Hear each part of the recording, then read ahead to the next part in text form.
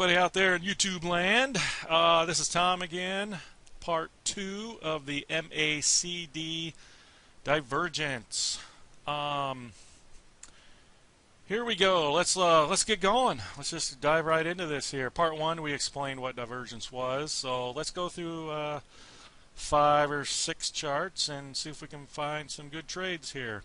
Here's a chart of Verizon. Here we go. Here's our first bullish divergence. Market makes a low. MACD makes a low. Market makes a lower low. 3 months later, MACD makes a higher low.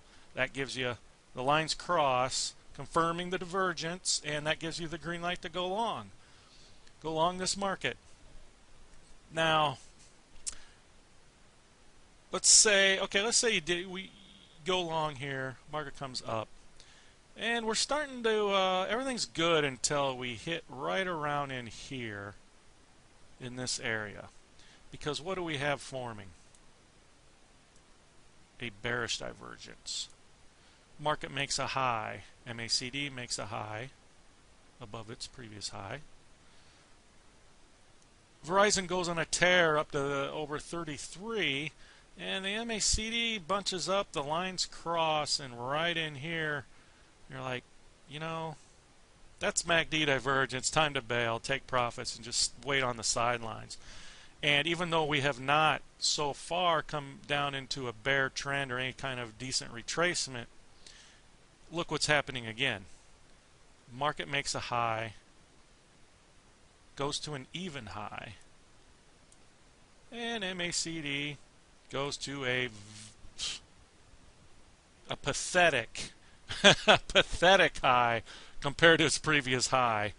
So sometimes you can get into these triple divergences where the market has divergence, it doesn't respond, it tries one more time to go to new highs, and the MACD goes to another low. This is triple divergence. They don't happen that often, but they do.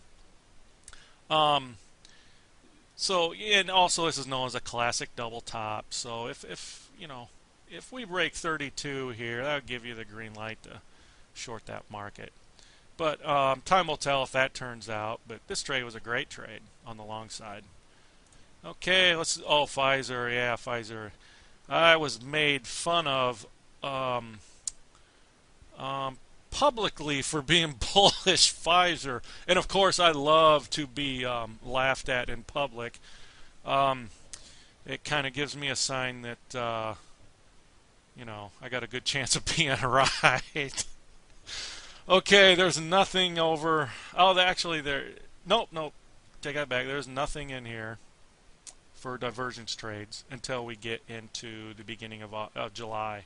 And I remember the fundamentals were coming out, and they were saying that, you know, Pfizer's got all these patents expiring, and they don't have much for, you know, new products in the pipeline and all that stuff. I don't follow fundamentals a whole lot, guys. That stuff's just way over my head. I'm not smart enough to figure out how to price all that in. I'm a chart pattern guy. I love chart patterns, and especially the divergences. They're just the cream of the crop, in my opinion. Okay, the market makes a low in June. Pfizer comes down, makes a lower low. Let's see what the MACD's doing by some chance. Oh, hey, here we go. MACD makes a low with the market, and then it makes a higher low than its previous low. It's not agreeing with the market, you know. This MACD, when a market goes to a new low, the MACD should go to a new low also. And when it doesn't, that's when you have that bullish divergence. Reverse is true for bearish divergence. So the lines cross, you go long, you know, here. You might get a thrill for a week, you know, wondering if this thing's really going to work, you know.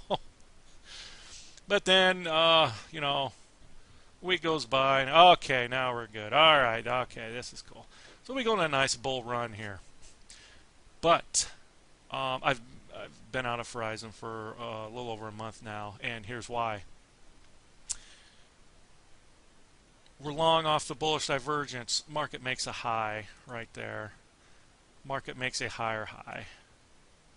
What's your MACD doing? Nope. It's telling me that the bears are or the bulls, excuse me, are losing steam, and we haven't come straight down or anything, but you can just see how this market is just getting tired. It goes to new highs again. MACD goes to another low. This is another example of a triple MACD divergence, and the lines cross, and it gives you the green light to go short in here. And you know, you're far enough ahead at this point. You know, you got a buck in profits.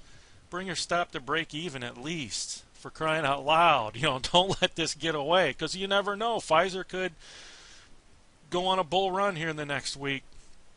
You know, we don't know, or have a huge, you know, $2 move tomorrow. We don't know. So we put in a stop to protect ourselves. But it looks like at this point there's no risk in the trade, and we just hope it keeps going lower. So that be Pfizer. Who got U.S. dollar? U.S. dollar has been fantastic this year for trades. First off, let's show you one that did not work here. And oh, excuse me, that's not divergence. Here we go. It's this one right here. Bearish divergence. Market makes a high. MACD makes a high. Market goes to a new high. MACD goes to a lower high from its previous high. The lines cross. Gives you the green light to go short right around in here. Okay? And we've seen what happened.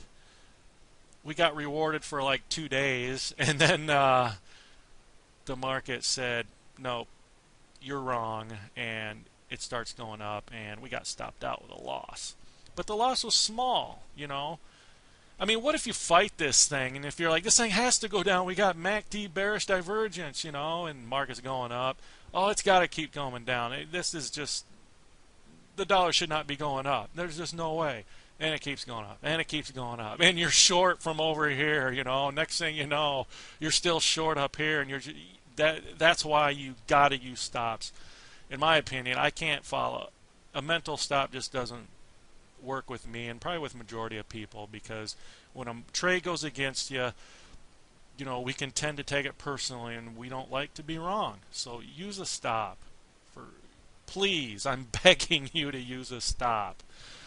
So using a stop kept us out of a potential disastrous situation. So we lost a little bit here. Now let's go to the next divergence trade, which is right here, and it was awesome.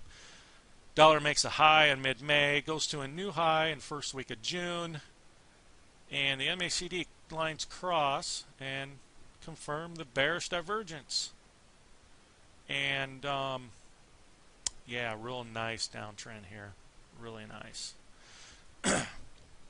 Now the next one we see, here's a bullish divergence. Market makes a low, MACD makes a low, market goes to a new low, MACD makes a considerable higher low, saying momentum is probably changing in this market, and so far we have, and hopefully we go higher. But if we don't, my stop is just a little bit in the profit, so I have no risk in this market right now. So we'll leave that one at that. What do we got? Gold. Oh my gosh, everybody loves gold, don't they? There's no sign over in here. Everybody and their dog is bullish gold, you know, except me. I'm long gone gold, and I'm actually short now. But here's market makes a high. This is back in May. Look at that.